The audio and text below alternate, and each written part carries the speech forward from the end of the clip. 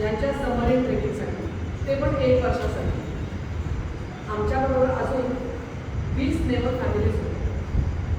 नवीन नवरा, नवीन जागा, नवीन भाषा, नवीन माणसं, सगळंच माझ्यासाठी नवीन. आणि त्यात सोलापूरची बंधन. पण 1 महिन्यात आम्ही सगळ्या फॅमिलीज अशा एकत्र झालो जसे एकमेकांना वर्षोनवर्षे ओळखत होतो. माझ्या रशियामधल्या डिलिव्हरीची प्री आणि पोस्ट केअर सगळ्यांनी इतकी छान घेतली की मला कुठल्याही नातेवाईकाची गरज आणि भासू दिली नाही. हा माझा नेहमीचा पहिला सुखद अनुभव. रशियामधून आम्ही विशाखापट्टणममध्ये आलो. परत तोच सावळा बोलतो, सगळंच नवीन, फक्त नवरा सुद्धा. नेव्हीमध्ये आमचा रेसिडेन्शियल एरिया हा मुख्य शहरापासून जरा लांब असतो. आमचा भाग नेव्ही नगर, नौसेना बाग, नेव्हल पार्क असा ओळखला जातो. आमचा हा एरिया सर्व सोयींनी म्हणजे school, hospitals, clubs, shopping complex, sports complex वगैरेंनी समृद्ध असतो. आम्हाला शक्यतो कुठल्याही गोष्टींसाठी बाहेर जाण्याची गरज नसते.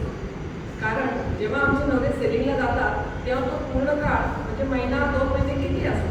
अशा वेळेस घरातल्या सर्वांची काळजी घेणं हे त्या स्त्रीच्या खांद्यावर येऊन पडते. या सर्व सोयीमुळे ती सर्व जबाबदारी कुशलतेने व सहजतेने पार पाडू शकते. सांगायची गोष्ट म्हणजे नवरे सेलिंगला गेल्यावर आमचा त्यांच्याशी कुठल्याही प्रकारे संपर्क नसतो. ते जातात आणि संपल्यावरती परत येतो. या काळात काहीही चांगले वाईट घडू शकते. मी माझेच एक उदाहरण देतो. एकदा हे सेलिंगला गेल्यावर मला हॉस्पिटलमध्ये ॲडमिट व्हावे लागले. मी हेवी सिलेटिव्हवरती होते. माझी मुले जी 4 वर्ष आणि 1 वर्षाचा मुलगा होता त्यांची जबाबदारी माझ्या एका न्यूली मॅरिड मैत्रिणींनी स्वतःच्या अंगावर घेतली. आणि पुढचं नाटक नवीन सांगेल कारण मी तर हॉस्पिटलमध्ये झोपून होते. तर त्या दिवशी असं झालं की मी सेलिंगवरनं आलो. That irrespective of our ranks and origin, we are one big family in the transfers. Transfers are integral part of our life. We literally live out of boxes. आमच्या दर 2-3 वर्षांनी ट्रान्सफर्स होतात. इनफॅक्ट त्या नाही झाल्या तर आम्हाला 2-3 वर्षांनी असं वाटतं अरेच्या बरेच वर्ष झाले आपण एकाच ठिकाणी राहतो. पण आमचे बॉक्सेस आमच्यासाठी फार महत्त्वाचे असतात आणि आमचा त्यांच्यासाठी फार जीव असतो.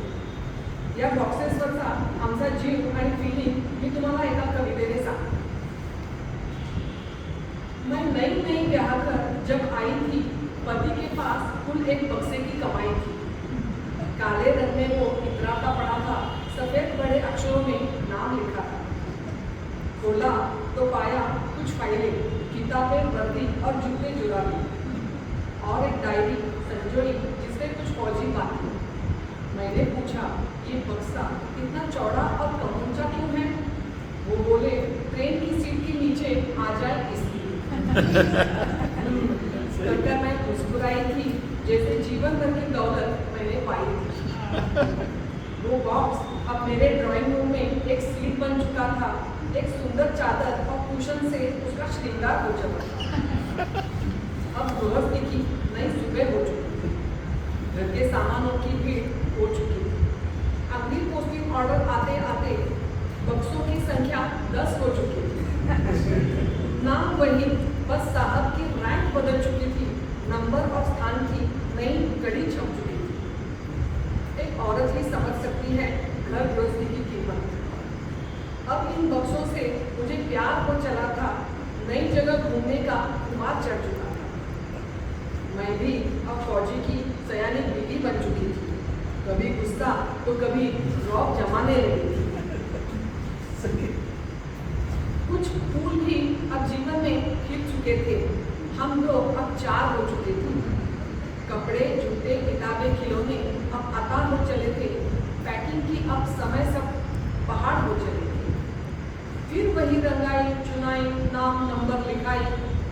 नाम वही, रैंक नहीं, बस जगह की बदलम बन गई. मत पूछिए, अब तो इन बक्सों में जान बसती थी मेरी. और यही थी एक फौजी बीवी की रेलम के. किचन वाला, रूम वाला, खिलौने वाला, किताबों वाला, क्रॉकरी वाला, गर्म कपड़े वाला, रजाई, गद्दे, कुशन, तकिए वाला, मोमेंटो वाला और साड़ियों वाला. ये सब बक्सों के अब नाम पढ़ चुके थे, फौजी के बक्सों के चर्चे अब आम हो चुके थे।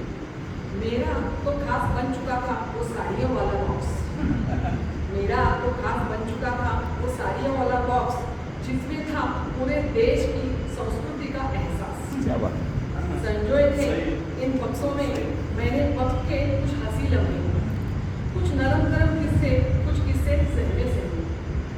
पूरा ना सही आधे जन्म का साथ तो इन बक्सों ने भी निभाया है, पूरा ना सही आधे जन्म का साथ तो इन बक्सों ने भी निभाया है। शुक्रिया क्या अदा करूं, क्या खोया क्या पाया है। क्या बात कोण बिलीव माझ्या 26 वर्षाच्या नेव्हल लाईफमध्ये मी 20 घरं शिफ्ट केली, 20 घरं बनवली। आमचा पण संसार एक ह्याच्या एनडीए ट्रॅक पासून सुरू झाला, रशियावरती एक घेऊन गेलो होतो आणि त्याच्यानंतर माझ्याकडे मी रिटायर होऊन येताना 20 वुडन बॉक्सेस मोठे मोठे होते। क्या सांगण्यासारखे आणि शेअर करण्यासारखे बरेच काही आहे, पण there is no end to it. But one thing I must tell you, adjusting to the new environment, new people, new places had its own charm for me and my children. I can proudly say we can go and accommodate ourselves comfortably at any place, any environment, amongst any type of people. In the end, I will sum up saying that I have been fortunate enough to be the part of Indian Navy, which gave me freedom to grow in all walks of life, looked after me and my family. I am thankful to the Indian Navy for making me confident, self-reliant and humble human being. बात Thanks to once again